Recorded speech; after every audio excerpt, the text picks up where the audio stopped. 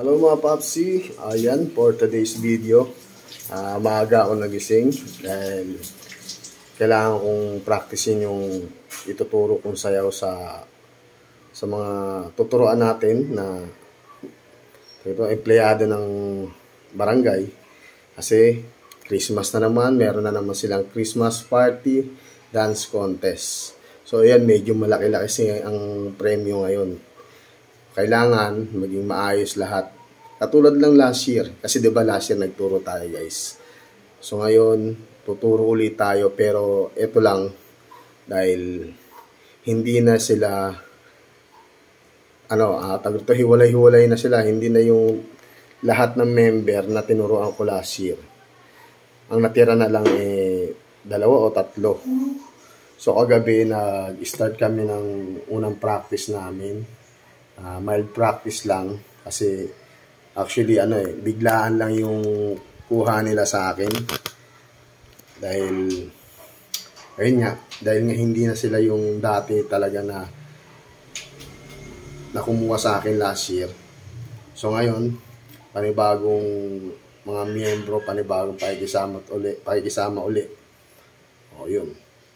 Kaya ngayon maaga papracticing ko yung mga ilang steps na ituturo ko para tuloy-tuloy kasi ang sabi nila sa akin 2 hanggang 3 times lang yung practice namin kasi marami pa silang gagawin dahil may mga inaasikaso pa silang mga props, tsaka mayroon pa silang aasikasuhin na reenactment din at tsaka yung bang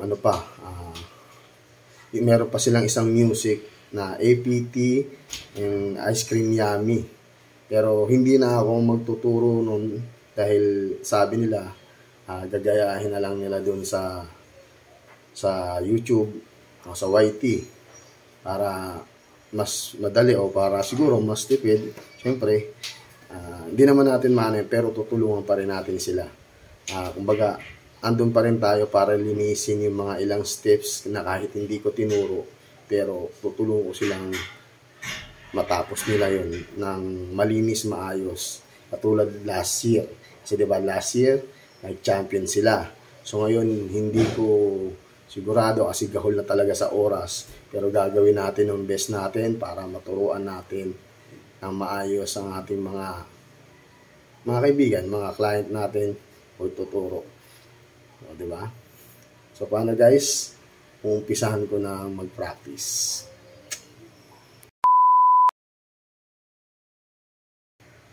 May mga ilang steps na rin ako na ginawa kanina.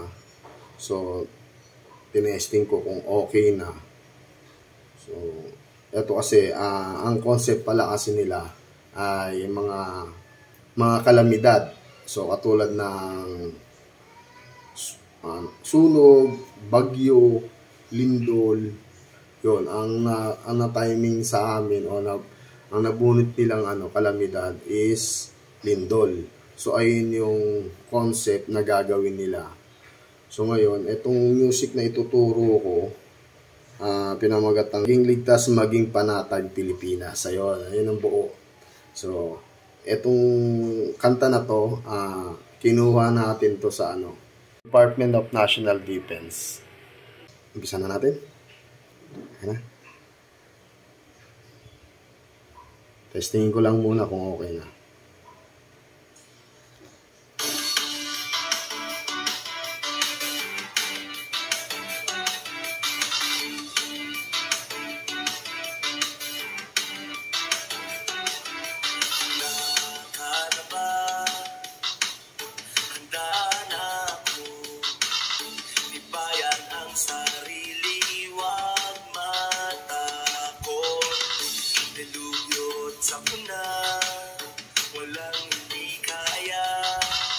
Basta't lahat tayo ay sama-sama.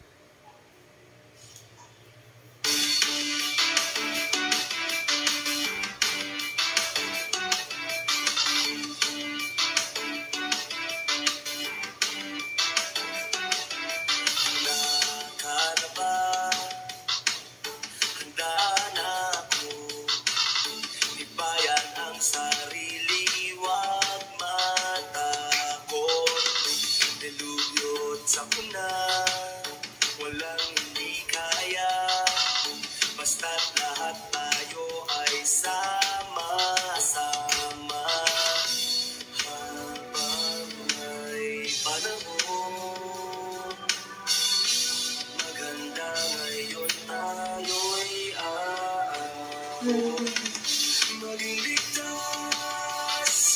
maging panatag Pilipinas, maging panatag Pilipinas, maging panatag Pilipinas, maging panatag Pilipinas.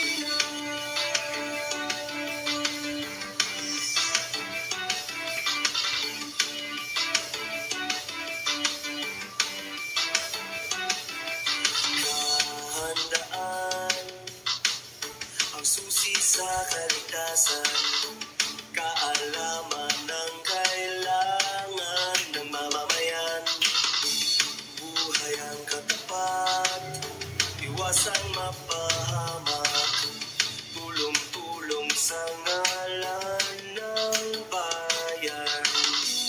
Habang may panahon, maganda ngayon tayo'y maging ligtas, maging panatag Pilipinas,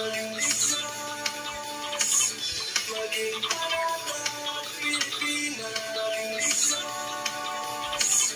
maging panatag Pilipinas,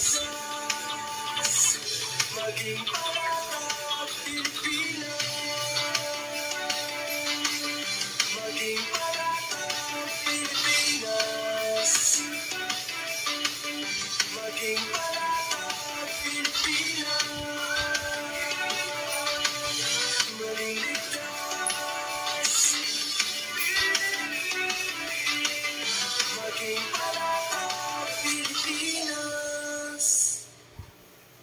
Alright guys, so ayun, nilinisin ko pa, pero ayun na ituturo ko sa kanila, sana okay. So ayun guys, medyo hiningal tayo dahil sa tagal din natin hindi sumasayaw. Ayun, kahit pa paano nabuo natin, sinimplihan lang natin yung steps kasi hindi naman sila talaga dancer.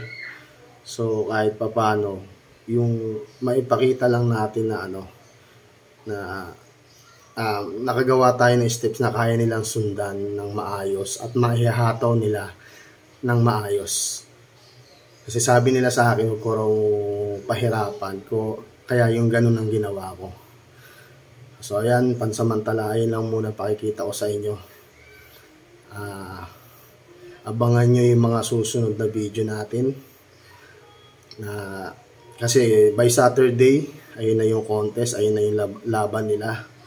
So paano guys, thank you for watching. Sana nag-enjoy kayo. Peace.